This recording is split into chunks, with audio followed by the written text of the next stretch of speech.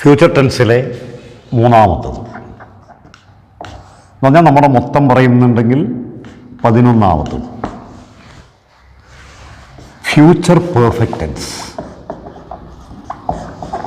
Future continuous ടെൻസിനെ നമ്മൾ unimportant ആണെന്നും പറഞ്ഞിട്ട് ഇൻസിഗ്നിഫിക്കൻ്റ് ടെൻസ് ആണെന്നും പറഞ്ഞിട്ട് അപ്രധാനം എന്ന് പറഞ്ഞിട്ട് നമ്മളിപ്പം വേണമെങ്കിൽ ഒഴിവാക്കാൻ പോവുകയും, പക്ഷേ ഇത് വളരെ പ്രധാനപ്പെട്ടൊരു ടെൻസാണ്. നിത്യ ജീവിതത്തിൽ നമ്മൾ ഇംഗ്ലീഷ് സംസാരിക്കുമ്പോൾ പല വേദികളിലും പല സ്ഥലങ്ങളിലും നമുക്ക് ഈ ടെൻസിൽ സംസാരിക്കേണ്ടി വരും. പിന്നെ പരീക്ഷയുടെ കാര്യം എടുത്താൽ PSCയുടെ ഒരു 10-20 ക്വസ്റ്റ്യൻസ് നമ്മൾ എടുത്തു നോക്കിയാൽ ടെൻസ് എന്ന് വന്ന ചോദ്യങ്ങളൊക്കെ വേറെ എടുത്തിട്ട് ഒരു പേപ്പറിൽ എഴുതി വെച്ചാൽ ഈ ഫ്യൂച്ചർ പെർഫെക്റ്റ് ടെൻസ് എന്ന് കുറേ തവണ ക്വസ്റ്റ്യൻസ് ചോദിച്ചതായിട്ട് നിങ്ങൾക്ക് കാണാൻ പറ്റും. അപ്പോൾ നമുക്കിതെന്താണെന്ന് മനസ്സിലാക്കിക്കൊണ്ടുള്ള വിശദ പഠനത്തിന് വിധേയമാക്കാമല്ലോ. വാ, ഫ്യൂച്ചർ പെർഫെക്റ്റ് ടെൻസ് എന്നാണ് ടെൻസിൻ്റെ പേര്. പേരിൽ നിന്ന് അർത്ഥത്തിലേക്ക് കടക്കാതെ ഫ്യൂച്ചർ ടെൻസ് എന്ന് പറഞ്ഞാൽ ഭാവി കാലം. പെർഫെക്റ്റ് എന്നുള്ള വാക്കിൻ്റെ അർത്ഥം കംപ്ലീറ്റ്, പൂർണ്ണമാക്കൽ. അപ്പം എന്താ, ഭാവി കാലത്ത് ഒരു കാര്യം പൂർത്തീകരിക്കൽ. ഇതാണ് അർത്ഥം കൊണ്ട് ഇതിനെ മനസ്സിലാക്കേണ്ടത്. ഇതുപോലെ നമ്മൾ പ്രസൻറ്റ് പെർഫെക്റ്റും പാസ്റ്റ് പെർഫെക്റ്റും പഠിപ്പിച്ചിട്ടുണ്ട്. പ്രസൻറ്റ് പെർഫെക്റ്റ് ടെൻസ് ഒന്ന് മുമ്പിൽ വെച്ച് നോക്കിയേ. നോട്ട്സിൽ എഴുതാത്തവർ വിഷമിക്കുന്നുണ്ടോ? കണ്ടോ, മടി കാണിച്ചവർ കണ്ടില്ലേ? ഇപ്പം പോയില്ലേ പ്രസൻറ്റ് പെർഫെക്റ്റ് ടെൻസ്. ഞാനന്ന് പറഞ്ഞില്ലേ, ഓരോന്നും അന്ന് തന്നെ, അതായത് ഈ ക്ലാസ്സിൽ ശ്രദ്ധിക്കുമ്പോൾ തന്നെ ഒരു നോട്ട്ബുക്കും പെന്നും മുമ്പിൽ വെക്കുക. ഞാൻ സമയം തരുന്നുണ്ടല്ലോ, വളരെ സമയം തരുന്നുണ്ടല്ലോ, അന്നേരം അത് എഴുതുകയും ചെയ്യുക. ഇനി അന്നേരം എഴുതാൻ പറ്റുന്നില്ലെങ്കിൽ അന്ന് ഒരു 24 മണിക്കൂർ നിങ്ങളുടെ കയ്യിലുണ്ടല്ലോ. ഇത് ആ നോട്ട്സ് നിങ്ങൾ എഴുതിയെടുക്കുന്ന വേണം. എഴുതി പഠിച്ചാലേ അത് മനസ്സിൻ്റെ ഓർമ്മയിൽ നിൽക്കൂലൂ എന്നൊക്കെ ഞാൻ അന്ന് പറഞ്ഞതാണ്. ഇപ്പോൾ ആദ്യം ആവർത്തിക്കുകയായിരുന്നു. പ്രസൻറ്റ് പെർഫെക്റ്റ് ടെൻസ് എന്തായിരുന്നു? അതിൻ്റെ ഫോമാവേണ്ടതെങ്കിൽ സബ്ജക്റ്റിൻ്റെ കൂടെ ഹാസോ ഹാവോ എഴുതിയിട്ട് V3 വെർബ്. ഇപ്പം ഹീ ഹാസ് നോൺ മീ, കണ്ടോ, ഹീ കഴിഞ്ഞിട്ട് ഹാസ് അതാ, KNOW നോ എന്നതിൻ്റെ V3 അതാ non. I have seen him, I കഴിഞ്ഞിട്ട് ഹാവ് അതാ, സീൻ അതാ, സി അല്ല സോ അല്ല, സീൻ V3. ഇപ്പോൾ സബ്ജക്റ്റിൻ്റെ കൂടെ ഹാസോ ഹാവോ എഴുതിയിട്ട് വെർബിൻ്റെ V3 ഫോം എഴുതുന്ന ടെൻസാണ് പ്രസൻറ്റ് പെർഫെക്റ്റ് ടെൻസ്. ഇനി ഞാനെന്താ അതിൻ്റെ യൂസൊക്കെ പറഞ്ഞെന്ന്, ആ ടെൻസ് എങ്ങനെ ഉപയോഗിക്കുക? വർത്തമാനകാലമാകുന്ന ഇപ്പോഴ് നാം ഒരു പ്രവൃത്തി ചെയ്തു തീർത്തിട്ടുണ്ടെങ്കിൽ, വർത്തമാനകാലത്ത് തന്നെ അത് കംപ്ലീറ്റ് ചെയ്തിട്ടുണ്ടെങ്കിൽ, അങ്ങനെയുള്ള വാക്യങ്ങളാണ് പ്രസൻറ്റ് പെർഫെക്റ്റ് ടെൻസിൽ പറയേണ്ടത്, അല്ലേ? I have seen him, I കഴിഞ്ഞിട്ട് ഹാവ് അതാ, സീൻ അതാ. I have seen him present perfect tense അല്ലേ? അർത്ഥം എന്താ? ഞാൻ അവനെ കണ്ടു. എപ്പോഴ്? ഇന്നോ ഇപ്പോഴോ. ഇന്നോ ഇപ്പോഴോ എന്ന് പറഞ്ഞാൽ പ്രസൻറ്റ് ടെൻസ്, വർത്തമാനകാലം. വർത്തമാനകാലത്ത് നാം ഒരു കാര്യം ചെയ്തു തീർത്താൽ അതാണ് പ്രസൻറ്റ് പെർഫെക്റ്റ് ടെൻസിൽ പറയൽ. ഇതാണ് അതിൻ്റെ യൂസ്, അല്ലേ? ഷീ ഹാസ് പാസ്ഡ്, കണ്ടോ, ഷീ കഴിഞ്ഞിട്ട് ഹാസ്, പിന്നെ passed. SSLC this year. This year എന്ന് പറഞ്ഞാൽ ഈ വർഷം. ഈ വർഷം എന്ന് പറഞ്ഞാൽ വർത്തമാനകാലം. അവൾ SLC പാസ്സായി, അല്ലേ? ഇതാണ് പ്രസൻറ്റ് പെർഫെക്റ്റ് ടെൻസ്. ഇനി പ്രസൻറ്റ് പെർഫെക്റ്റ് ടെൻസ് ഇംഗ്ലീഷിൽ നമ്മളൊരു വാചകത്തിൽ ഉപയോഗിക്കുമ്പോൾ അതിന് കുറേ സമയവാക്കുകളൊക്കെ ഞാൻ പറഞ്ഞതിന്, ടൈമിംഗ് വേർഡ്സ്. ഇപ്പോഴ്, കുറച്ച് മുമ്പേ, തൊട്ട് മുമ്പേ, ഈ അടുത്ത കാലത്ത് എന്നൊക്കെയുള്ള ആശയം വരുന്ന കുറേ ടൈമിംഗ് വേർഡ്സ് ബൈ ഹാർട്ട് പഠിച്ചിട്ട് ഓർമ്മിക്കുക. ജസ്റ്റ് പറ, just now, till, until, till now, yet, already, so far, recently, lately, ever, never, this plus time, this year, this month എന്നൊക്കെ പറയുന്നത്. ഇതിലേതെങ്കിലും ഒരു ടൈമിംഗ് വേർഡ് ഒരു സെൻറ്റൻസിൽ നിങ്ങൾ ഉപയോഗിക്കുന്നുണ്ടെങ്കിൽ ഒരു സംശയവും വേണ്ട, ആ സെൻറ്റൻസ് പ്രസൻറ്റ് പെർഫെക്റ്റ് ടെൻസിലേ പറയുള്ളൂ. എന്നിട്ട് നമ്മൾ അന്നൊന്ന് രണ്ട് ക്വസ്റ്റ്യൻസ് എല്ലാം കാണിച്ചു തന്നു. ഇനി നമ്മളിപ്പോൾ എക്സസൈസിൽ അതൊക്കെ ആദ്യം വരും. ഇതാണ് പ്രസൻറ്റ് പെർഫെക്റ്റ് ടെൻസ്. ഇനി പാസ്റ്റ് പെർഫെക്റ്റ് ടെൻസ് എന്നാണെന്ന് കഴിഞ്ഞ ക്ലാസ്സിലല്ലേ എടുത്തത്. ഭൂതകാലത്തിലെ ആദ്യം ചെയ്ത പ്രവൃത്തി. അതെ, പാസ്റ്റ് ടെൻസിൽ നമ്മൾ ചിലപ്പം ഒന്ന് രണ്ട് പ്രവൃത്തിയൊക്കെ ചെയ്തത് ഒരാളോട് പറയും, ഞാൻ ഇന്നലെ അവിടെ പോയി, എന്നിട്ട് അവനെ കണ്ടു, എന്നിട്ട് ഞാൻ തിരിച്ചു വന്നു. കണ്ടു, എല്ലാം ഭൂതകാലത്ത് ഇന്നലെ ചെയ്ത പ്രവൃത്തിയാണ്. അതിൽ നമ്മൾ ആദ്യം ചെയ്ത പ്രവൃത്തി ഏതാ? അവനെ കണ്ടു. അതിനുശേഷമാണ് നമ്മൾ തിരിച്ചു വന്നതും അവനോട് സംസാരിച്ചതൊക്കെ, അല്ലേ? ഇനി ഇംഗ്ലീഷിൽ സെൻറ്റൻസ് ആക്കിയിട്ട് പറയുമ്പം ഞാൻ ഇന്നലെ അവനെ കണ്ടു എന്ന് പറയുന്ന ആ ആദ്യം ചെയ്ത ആക്ഷൻ, ആ ഫസ്റ്റ് ആക്ഷൻ പാസ്റ്റ് പെർഫെക്റ്റ് ടെൻസിലാണ് പറയേണ്ടത്. എന്ന് പറഞ്ഞാൽ സബ്ജക്റ്റിൻ്റെ കൂടെ ഹാഡ് എഴുതിയിട്ട് വെർബിൻ്റെ V3 form. I had seen him yesterday. I കഴിഞ്ഞിട്ട് ഹാഡ് അതാ, എന്നിട്ട് സീ അല്ല, സീൻ V3 ഫോം അല്ലേ? എന്നിട്ട് നമ്മളൊരു നിയമമായിട്ട് എഴുതി വെക്കുകയും ചെയ്തിട്ടില്ലേ? ഭൂതകാലത്ത് രണ്ട് ക്രിയ നടന്നതായിട്ടൊരു വാചകത്ത് പറയുമ്പം അതിൽ ഫസ്റ്റ് ആക്ഷൻ അല്ലെങ്കിൽ ഏർലിയർ ആക്ഷൻ ഏതാണോ that should be expressed in past perfect tense and second or later action should be expressed in simple past tense. Past perfect tense simple പാസ്റ്റിൻ്റെ പെയറായിട്ട് കോമ്പിനേഷനായിട്ടാണ് ഉപയോഗിക്കുക എന്നും കാണിച്ചു.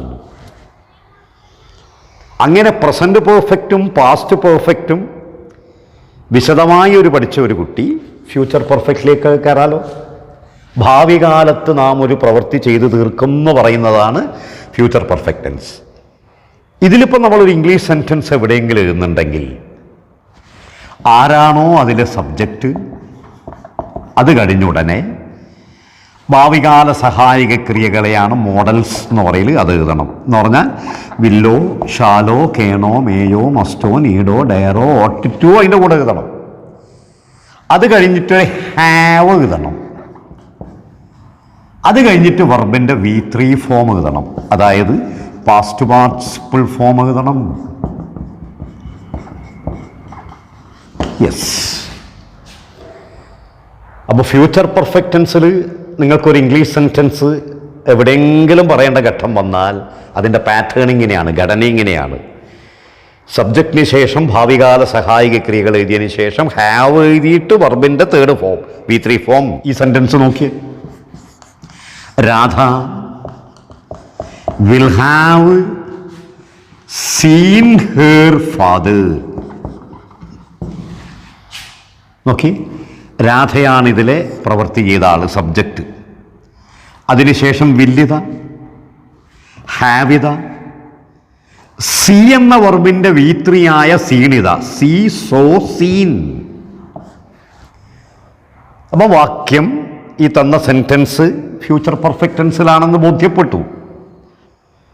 ഇനി എവിടെയാണ് ഈ ടെൻസ് നമ്മൾ യൂസ് ചെയ്യൽ, എങ്ങനെയുള്ള അവസരങ്ങളിലാണ് ഇത്തരം ടെൻസിൽ ഇംഗ്ലീഷ് വാചകം പറയേണ്ടത്?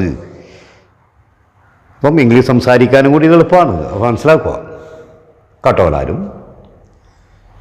ഭാവി കാലത്ത് ചില സമയപരിധിയൊക്കെ വെച്ചുകൊണ്ട് നമ്മളൊരു പ്രവൃത്തി ഉറപ്പായും ചെയ്യും എന്നൊക്കെ ചില ആളോട് പറയാറുണ്ട്. ഭാവി കാലത്ത് ഇപ്പം നമ്മളൊരു വാചകം ഒരാളോട് പറയുമ്പം അതിൽ സമയപരിധി വെക്കും. എന്നിട്ട് ഞാനൊരു കാര്യം ഉറപ്പായും ചെയ്യുന്നൊക്കെ പറയലുണ്ട്. ക്ലിയർ ആവുന്നില്ല അല്ലേ? ഒരു എക്സാമ്പിൾ പറയല, ഞാൻ നാളെ ആ പ്രവൃത്തി പൂർത്തീകരിക്കും. അതിപ്പോൾ എങ്ങനെ ഇംഗ്ലീഷ് പറയുക? ഞാൻ നാളെ അത് പൂർത്തീകരിക്കും. അതൊന്നുമില്ല, സിമ്പിൾ ഫ്യൂച്ചറിലാണ് പറയേണ്ടത്. എന്തേ, നാളെ ചെയ്തു തീർക്കുന്ന കാര്യമാണ്. അപ്പം ഇങ്ങനെ പറയും, I shall finish the work tomorrow, അല്ലേ? ഐ ഷാൽ ഫിനിഷ് അല്ലെങ്കിൽ ഐ വിൽ ഫിനിഷ്, രണ്ട് ശരിയല്ലേ? I will finish the duty അല്ലെങ്കിൽ ദ വർക്ക് ടുമോറോ എന്ന് ഈ മലയാള വാക്യം നോക്കിയേ. ഞാൻ നാളെ വൈകുന്നേരത്തിനുള്ളിൽ, നാളെ വൈകുന്നേരത്തിനുള്ളിൽ ആ ഡ്യൂട്ടി ഉറപ്പായും ചെയ്തു തീർക്കും. ഇങ്ങനെ പറയില്ലേ നമ്മൾ? ഭാവി കാലം തന്നെ നാളെ, പക്ഷെ നാളെ എന്നല്ല പറഞ്ഞു, നാളെ വൈകുന്നേരത്തിനുള്ളിൽ, അല്ല നാളെ വൈകുന്നേരം ആകുമ്പോഴേക്കും എന്ന് പറഞ്ഞാൽ ഭാവി കാലത്തിന് നമ്മളൊരു സമയപരിധി വെച്ചു. നാളെ എന്നല്ല പറഞ്ഞു, നാളെ വൈകുന്നേരം എന്നല്ല പറഞ്ഞു, വൈകുന്നേരത്തിനുള്ളിൽ ഉറപ്പ്, ഒരു സമയപരിധി വെച്ചു. അവിടെ ഒരു സ്പെസിഫിക് ടൈമാക്കി, സ്പെസിഫിക് ഫ്യൂച്ചർ ടൈമാക്കി. നിങ്ങൾ ഫ്യൂച്ചർ ടൈമല്ല, ടുമോറോ ഈവനിങ് എന്നല്ല പറഞ്ഞത്, ടുമോറോ ഈവനിങ് ആകുമ്പോഴേക്കും, അല്ല നാളെ വൈകുന്നേരത്തിനുള്ളിൽ. ഇനി ആ ജോലി ചെയ്യുന്നല്ല പറഞ്ഞത്, ചെയ്തിരിക്കും, ഉറപ്പ്. ഇങ്ങനെ നമ്മൾ സംസാരിക്കല്ലേ പലരോടും. നാളെ അവനെപ്പോഴാ വരുക, മറ്റന്നാൾ വൈകുന്നേരം, അല്ല മറ്റന്നാൾ ഉച്ചക്കുള്ളിൽ അവനിവിടെ എത്തിയിരിക്കും, പോ ഇനി ചോദിക്കണ്ട. നീയോ, ഞാൻ നാളെ സന്ധ്യക്കുള്ളിൽ അല്ലെങ്കിൽ വൈകുന്നേരത്തിനുള്ളിൽ, രാത്രിക്കുള്ളിൽ നിങ്ങളെ കണ്ടിരിക്കും, അല്ലേ, അടുത്ത ആഴ്ചക്കുള്ളിൽ ഞാൻ ഈ പണം തന്നു തീർത്തിരിക്കും. ഇങ്ങനെയൊക്കെ നമ്മൾ മലയാള വാക്യങ്ങൾ പറയുന്നത് ഇംഗ്ലീഷിൽ പറയേണ്ട കേസ് വരൂലേ?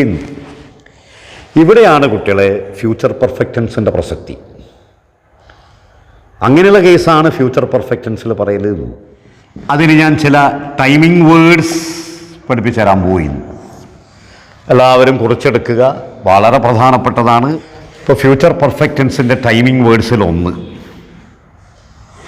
ബൈ എന്നൊരു പ്രിപ്പോസിഷൻ ഇല്ലേ, അതിൻ്റെ കൂടെ ഒരു ഫ്യൂച്ചർ ടൈം പറയും, ഭാവികാല സമയം. മനസ്സിലായില്ലെങ്കിൽ എക്സാമ്പിൾ ഇതാ, by tomorrow evening. Tomorrow evening എന്ന് പറഞ്ഞാൽ ഒരു ഫ്യൂച്ചർ ടൈമാണ്, അതിന് മുമ്പിൽ ബൈ എഴുതി. ഇതിൻ്റെ അർത്ഥം എന്താ അറിയുമോ? ടുമോറോ ഈവനിങ് എന്ന് പറഞ്ഞാൽ നാളെ വൈകുന്നേരം, എന്നാൽ ബൈ ടുമോറോ ഈവനിങ് എന്ന് പറഞ്ഞാൽ നാളെ വൈകുന്നേരം ആകുമ്പോഴേക്കും എന്നാണ്, അല്ലെ നാളെ വൈകുന്നേരത്തിനുള്ളിൽ എന്നാണ് ഇതിൻ്റെ അർത്ഥം. അപ്പോൾ ഈ ബൈ എന്ന വാക്ക് ഒരു ടൈമിൻ്റെ മുമ്പിൽ വരുമ്പോൾ ബൈ കളിച്ചു കൂട്ടുന്ന കളി കണ്ടോ? ബൈക്ക് ശരിക്കും ഇൽന്നും ആൽന്നൊക്കെയാണ് അർത്ഥം. ആ അർത്ഥത്തൊക്കെ മറന്നുകൊണ്ട് ഒരു പുതിയ പ്രവൃത്തിയുടെ ചെയ്യുന്നുണ്ട്. ഇതെല്ലാം ഇംഗ്ലീഷ് ഭാഷയുടെ സൗന്ദര്യം എന്ന് പറയുന്നത്. ഒരു വാക്കെന്നെ ഒരർത്ഥത്തിൽ വരുമ്പം അത് വേറെ ചില സ്ഥലത്ത് പോയിട്ട് എന്തെല്ലോ പ്രവൃത്തി ചെയ്യും. ഈ ബൈ നോക്കി, ഇൽന്നും ആൽന്നുള്ള അർത്ഥത്തിൽ ഹീ കെയിം ബൈ ബസ്. അവിടെ എന്താ ബൈയുടെ അർത്ഥം? ബസ്സിൽ വന്നു, ഇൽ. പിന്നെ a meeting was conferred by the principal എന്ന് പറഞ്ഞന്ന് ഒരു മീറ്റിംഗ് കോൺഫേർഡ് ചെയ്തു, പിന്നെ എന്താ പറയുക, വിളിച്ചു ചേർത്തു. ബൈ ദ പ്രിൻസിപ്പൽ, പ്രിൻസിപ്പലാൽ, ആൽ, Ravana was killed by Rama, രാമനാൽ. അപ്പം ഇൽ നിന്നും ആൽ നിന്നുള്ള അർത്ഥത്തിലാണ് സാധാരണ ഇംഗ്ലീഷുകാർ, അതിൽ അരികിൽ നിന്നുള്ള അർത്ഥത്തിലും ബൈ പറയലുണ്ട്. I am standing by the board. അവിടെ ബൈ എന്ന് പറഞ്ഞാൽ ബോർഡിൽ നിൽക്കുന്നു എന്നല്ല, ബോർഡാൽ നിൽക്കുന്നു എന്നല്ല, ബോർഡിൻ്റെ അരികിൽ നിൽക്കുന്നു. ബിസൈഡ്, നിയർ ബൈ എന്നെല്ലാം കേട്ടിട്ടില്ല, അരികിൽ. ബൈ ദ സൈഡ് ഓഫ് എന്നുള്ള അർത്ഥമില്ലേ? ആ അർത്ഥത്തിലാണ് ബൈയാണ് പറഞ്ഞത്. ആ ബൈ ഇപ്പോൾ ഇവിടെ കളിച്ചു കൂട്ടിയ കളി നോക്കി. ഒരു ഭാവികാല സമയത്തിൻ്റെ മുമ്പിൽ ബൈ വരുമ്പം ആ സമയത്തിനെ സമയപരിധിയാക്കി മാറ്റി, സ്പെസിഫിക് ടൈമാക്കി മാറ്റി. അപ്പോൾ ടൈമിംഗ് വേർഡ്സ് എന്ന് പറയുന്നതിനേക്കാളും നല്ലത് ടൈമിംഗ് വേർഡ്സ് എന്ന് പറയുമ്പോൾ നിങ്ങൾ അതിൻ്റെ ബ്രാക്കറ്റിൽ സ്പെസിഫിക് ടൈം എന്ന് വേണം എഴുതിച്ചോ. അങ്ങനെ പറഞ്ഞന്ന് നിശ്ചിത സമയം, സ്പെസിഫിക് ഫ്യൂച്ചർ ടൈം എന്നായിക്കോട്ടെ, നിശ്ചിത ഭാവികാല സമയം. ഒരു നിശ്ചിത ഭാവികാല സമയം. അപ്പോൾ ബൈ എന്ന വാക്ക് ഒരു ഫ്യൂച്ചർ ടൈമിൻ്റെ കൂടെ ഇതാ വന്നിട്ടിതാ, ബൈ ഇതാ ടുമോറോ ഈവനിങ് എന്ന ഫ്യൂച്ചർ ടൈമിൻ്റെ കൂടെ വന്നിട്ടിതാ. അപ്പോൾ ടുമോറോ ഈവനിങ് എന്ന ഫ്യൂച്ചർ ടൈമിനെ ഒരു സ്പെസിഫിക് ടൈമാക്കി മാറ്റി, അല്ലേ? ടുമോറോ ഈവനിങ്ങിൻ്റെ മലയാളം നാളെ വൈകുന്നേരം. എന്നാൽ ബൈ ടുമോറോ ഈവനിങ് എന്ന് പറഞ്ഞാൽ നാളെ വൈകുന്നേരത്തിനുള്ളിൽ, അല്ല നാളെ വൈകുന്നേരം ആകുമ്പോഴേക്കും. ഇനി അടുത്തത് number 2, by the end of എന്ന് പറഞ്ഞൊരു വാക്കുണ്ട്. അതിൻ്റെ കൂടെ ഫ്യൂച്ചർ ടൈം തരും. ഇതൊന്നുമില്ല കുട്ടികളെ, പഴയ ആൾക്കാർ ഇങ്ങനെയാണ് പറയുന്നത്. അത് ലോപിച്ചിട്ട് ഇപ്പോൾ ബൈ എന്ന് പറയലാന്ന്. ശരിക്കും ഇത് മോഡേൺ ഫോമാണ് ഈ ബൈ. ഇതാണ് ഞങ്ങളൊക്കെ പഴയവരെല്ലാം പറയുന്നത്. ആധുനികത എന്ന് പറഞ്ഞാൽ തന്നെ നിലവിലുള്ളതിനെ ലോപിച്ചിട്ട് ചുരുക്കി പറയലല്ലേ ഇത്, അല്ലേ? പഴയ ആൾക്കാരിങ്ങനെ കുറേ പറയുന്നതിന് പകരം പുതിയവർ വളരെ കുറച്ച് പറയും. അതിലുള്ള കുറേ കാര്യങ്ങളൊക്കെ ഒഴിവാക്കി കാര്യപ്രസക്തിയുള്ളത് മാത്രം പറയും, അല്ലേ? അപ്പോൾ ബൈ ദ എൻഡ് ഓഫിൻ്റെ കൂടെ ഫ്യൂച്ചർ ടൈം പറയുന്നതിന് പകരം ബൈ പ്ലസ് ഫ്യൂച്ചർ ടൈം പറയാം. രണ്ടും തന്നെ എന്ന് പറഞ്ഞാൽ ബൈ ടുമോറോ ഈവനിങ് എന്ന് പറയുന്നതിന് പകരം പറ by the end of tomorrow evening എന്ന് പറയാം. എന്ന് പറഞ്ഞാൽ എന്നർത്ഥം പറ നാളെ വൈകുന്നേരത്തിനുള്ളിൽ തന്നെ, അല്ല നാളെ വൈകുന്നേരം ആകുമ്പോഴേക്കും. ഇത് ടുമോറോ ഈവനിങ് മാത്രമല്ലേ, ഞാൻ എക്സാമ്പിളാണ് പറയുന്നത്. By next morning, by next morning അടുത്ത രാവിലേക്കുള്ളിൽ, ബൈ നെക്സ്റ്റ് വീക്ക് അടുത്ത ആഴ്ചക്കുള്ളിൽ, ബൈ നെക്സ്റ്റ് ജാനുവരി അടുത്ത ജാനുവരിക്കുള്ളിൽ, ഇങ്ങനെ ഏതും പറയാം. അപ്പോൾ ബൈ ചേർത്തിട്ടോ ബൈ ദ എൻഡ് ഓഫ് ചേർത്തിട്ടോ ഇതുപോലെ ഒരു ഫ്യൂച്ചർ ടൈം ഇംഗ്ലീഷിൽ തന്നാൽ അത് സ്പെസിഫിക് ഫ്യൂച്ചർ ടൈമാണ്. അങ്ങനെയുള്ള ടൈമുള്ള ഒരു വാക്യത്തിൽ വിട്ടഭാഗമുള്ളൊരു ക്വസ്റ്റ്യൻ PSCക്ക് വന്നാൽ ഒരു സംശയവുമില്ല ഈ ഫ്യൂച്ചർ പെർഫെക്റ്റ് ടെൻസാണ് നമ്മൾ മാർക്ക് ചെയ്യേണ്ടത്. എന്ന് പറഞ്ഞാൽ സബ്ജക്റ്റിൻ്റെ കൂടെ വില്ലോ ഷാലോ ചേർത്ത് ഹാവും V3, വില്ലും ഷാലോ ഹാവും V3 ഉള്ള ഓപ്ഷൻ ഏതാണോ അതന്നെ നിങ്ങൾ മാർക്ക് ചെയ്യണം. ഇനിയും ഉണ്ട് അത്രേ 3. വിത്തിൻ എന്ന് പറയുന്നൊരു വാക്കുണ്ട്, അതിൻ്റെ കൂടെ ഒരു ടൈം തന്നാൽ മതി. ഫ്യൂച്ചർ ടൈം തന്നെ വേണമെന്നില്ല, ഒരു ടൈം. മനസ്സിലായില്ലെങ്കിൽ വിത്തിൻ 3 days അർത്ഥം പറ 3 ദിവസത്തിനുള്ളിൽ, അല്ല വിത്തിൻ എ വീക്ക് അർത്ഥം പറ ഒരാഴ്ചക്കുള്ളിൽ, വിത്തിൻ എ ഇയർ ഒരു വർഷത്തിനുള്ളിൽ, വിത്തിൻ എ മന്ത് ഒരു മാസത്തിനുള്ളിൽ. എന്ന് പറഞ്ഞാൽ ഏതാണ്ട് ബൈയുടെയും ബൈ ദ എൻഡ് ഓഫിൻ്റെയും സെയിം മീനിങ് തന്നെയാണ് വിത്തിനിടെ നൽകുന്നത്. അങ്ങനെയുള്ള ഒരു സമയവാക്ക് തന്നാലും നമ്മൾ ഫ്യൂച്ചർ പെർഫെക്റ്റ് ടെൻസ് തന്നെയാക്കി, അല്ലേ? 3 ദിവസത്തിനുള്ളിൽ ഞാൻ നിന്നെ കണ്ടിരിക്കും എന്ന് പറഞ്ഞാൽ I will have met you within 3 days. I കഴിഞ്ഞിട്ട് വിൽ, പിന്നെ ഹാവ്, പിന്നെ മെറ്റ്, മീറ്റല്ല അതിൻ്റെ V3 ഫോം മെറ്റ്. ക്ലിയർ? ഒന്നും കൂടെ എഴുതിയാൽ കഴിഞ്ഞു. ഈ വിത്തിൻ എന്നുള്ളതിനെ മോഡേൺ ഇംഗ്ലീഷ് ഇപ്പോൾ ചുരുക്കിയിട്ട് ഇന്നേ പറയുള്ളൂ, ഇൻ പ്ലസ് ടൈം. ഇതിൻ്റെ ഫ്യൂച്ചർ ടൈം തന്നെ വേണമെന്നില്ല. ഇപ്പോൾ അത് ഫ്യൂച്ചർ ടൈം ഒന്നുമല്ല, 3 days എന്ന് പറഞ്ഞാൽ ഫ്യൂച്ചർ ടൈം അല്ലല്ലോ, അങ്ങനെ മതി.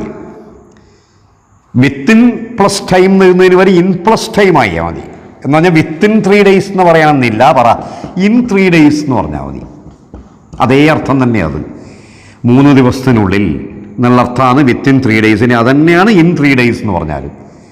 അപ്പോൾ വിത്തിൻ എ വീക്ക് എന്ന് പറയണമെന്നില്ല, ഇൻ എ വീക്ക് എന്ന് പറഞ്ഞാൽ മതി, ഒരാഴ്ചക്കുള്ളിൽ.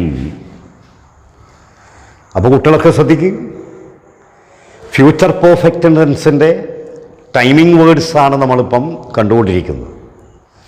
ബൈയുടെ കൂടെയോ ബൈ ദ എൻഡ് ഓഫിൻ്റെ കൂടെയോ ഒരു ഫ്യൂച്ചർ ടൈം തന്നാൽ ഇതുപോലെ, അല്ലെങ്കിൽ വിത്തിൻ്റെ കൂടെയോ ഇന്നിൻ്റെ കൂടെയോ ഒരു ടൈം തന്നാൽ ഇതുപോലെ, അത്തരം സെൻറ്റൻസ് ഫ്യൂച്ചർ പെർഫെക്റ്റ് ടെൻസിലേ പറഞ്ഞുകൊള്ളൂ നിയമമാണ്.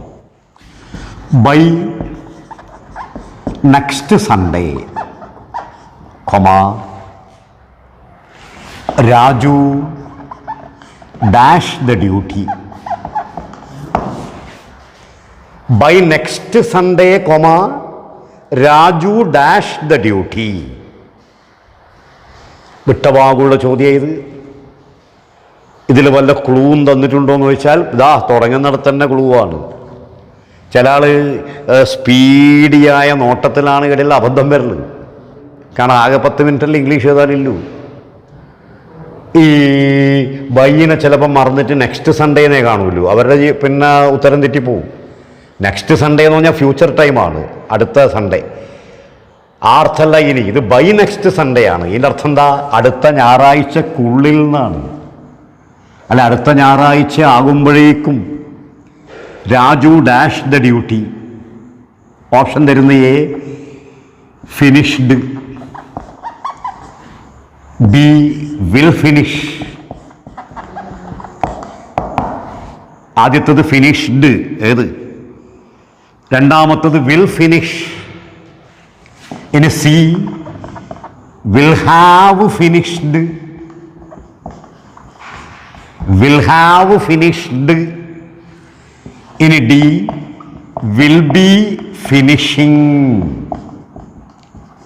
By next Sunday comma Raju dash the duty. എഴുതിയെടുക്ക്. By next Sunday comma Raju dash the duty. ഓപ്ഷനിൽ ഏതൊക്കെയുണ്ട്? ഫിനിഷ് എന്ന വെർബിൻ്റെ ഡിഫറൻറ്റ് ഫോംസ് അതാ ഞാൻ തന്നിനി. ഒന്ന് ഫിനിഷ്ഡ് എന്ന പാസ്റ്റ് വെർബ്, ഒരിക്കലും അവിടെ വരില്ല. ഭാവികാല സമയം തരുന്ന വാചകത്തിൽ ഭൂതകാല ക്രിയ എഴുതിയാൽ അത്ഭുതമല്ലേ ഇത്? അപ്പോൾ പാസ്റ്റ് എഴുതിയെങ്കിൽ തെറ്റി. അപ്പോൾ എ എന്നുള്ള ഓപ്ഷൻ തെറ്റ്.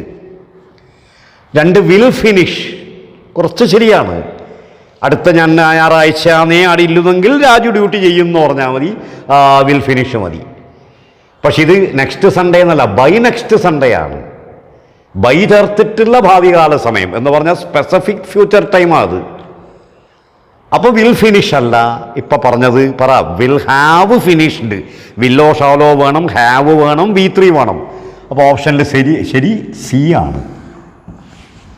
ഡി പിന്നെ ഫ്യൂച്ചർ കണ്ടിന്യൂസ് ടെൻസ് ആണ്. ഇത് ഇംഗ്ലീഷുകാരൻ വർത്തമാനം പറയാൻ തന്നെ പറയാൻ ഉപയോഗിക്കാത്തതാണ്. അതൊന്നും കൊണ്ടൊരു മാർക്ക് ചെയ്തിട്ട് വരല്ലേ. അപ്പോൾ ഇവിടെ ആൻസർ ശരി, വിൽ ഹാവ് ഫിനിഷ്ഡ് ആണ്. സി എന്ന ഓപ്ഷനാണ് ശരി. അതിനവർ പ്രകടമായിട്ടൊരു ക്ലൂ വാക്യം തുടങ്ങുന്നിടത്തന്നെ തന്നിനി, ബൈ നെക്സ്റ്റ് സൺഡേ.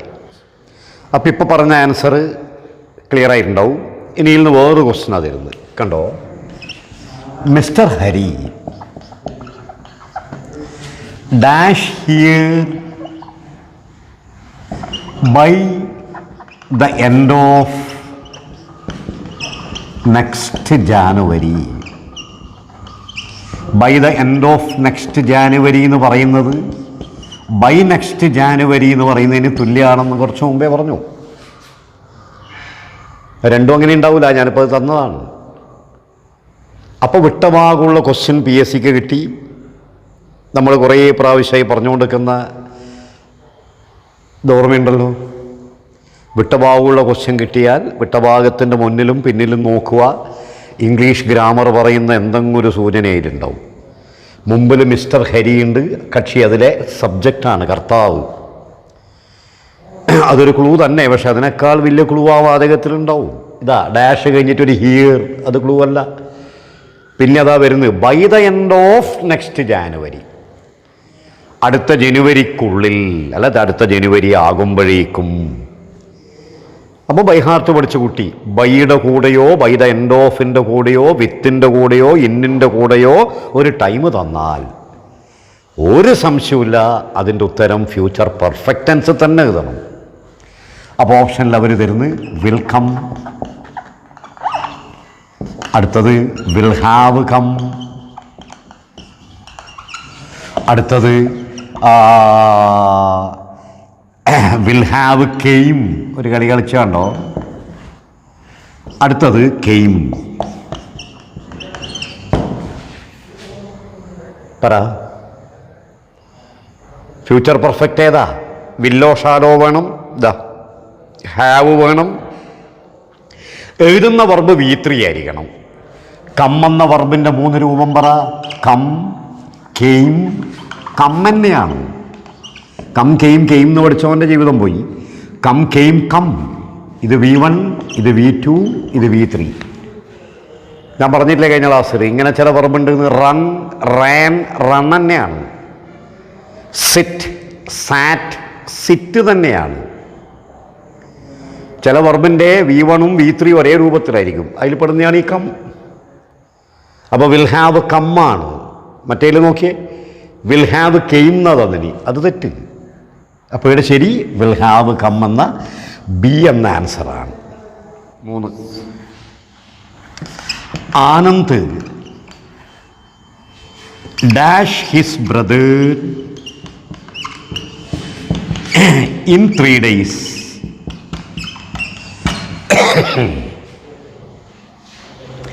ഈ വിട്ട ഭാഗത്ത് ഞാൻ തരാൻ പോകുന്ന 4 ഓപ്ഷനിൽ ഏത് എഴുതണം എന്നുള്ളതിന് വല്ല ക്ലൂ ഉണ്ടോ നോക്കാം. ഓപ്ഷനിൽ A visited, B visits, C will visit, D will have visited. പറ. ഇൻ ചേർത്തിട്ട് 3 days എന്ന് വന്നിട്ടുണ്ട്. ഒരു സംശയവുമില്ല, ഫ്യൂച്ചർ പെർഫെക്റ്റ് ആണ്. ഇതാ വില്ലിത, ഹാവ് ഇത, V3 ഇതാ. അപ്പോൾ വിൽ ഹാവ് വിസിറ്റഡ് എന്നുള്ള ആൻസറാണ് ശരി. അപ്പോൾ ഇതാണ് ഫ്യൂച്ചർ പെർഫെക്റ്റ് ടെൻസിൻ്റെ 3ാമത്തെ ചോദ്യം. ഇതുപോലെ വന്നു കഴിഞ്ഞാൽ ചെയ്യാനാവണം. അപ്പോൾ എന്താ ഫ്യൂച്ചർ പെർഫെക്റ്റ് ടെൻസിൻ്റെ യൂസ് എന്നും പറഞ്ഞ് നിങ്ങൾ എഴുതിയെടുത്തത്? Future perfect tense is used to express a certain action in a specific future time. A certain action in specific future time എന്ന് പറഞ്ഞാൽ മലയാളത്തിൽ എഴുതിയെടുത്താലും മതി. ഭാവി കാലത്ത് ഒരു സമയപരിധിക്കുള്ളിൽ ഒരു പ്രവൃത്തി ഉറപ്പായും ചെയ്തു തീർക്കും എന്നതാണ് ഫ്യൂച്ചർ പെർഫെക്റ്റ് ടെൻസിൻ്റെ ആശയം. അപ്പോൾ ഫ്യൂച്ചർ ടെൻസിൻ്റെ 3 സബ് ഡിവിഷൻസിലേക്ക് നമ്മൾ കയറി. സിമ്പിൾ ഫ്യൂച്ചറായി, ഫ്യൂച്ചർ കണ്ടിന്യൂസ് ആയി, ഫ്യൂച്ചർ പെർഫെക്റ്റ് ആയി.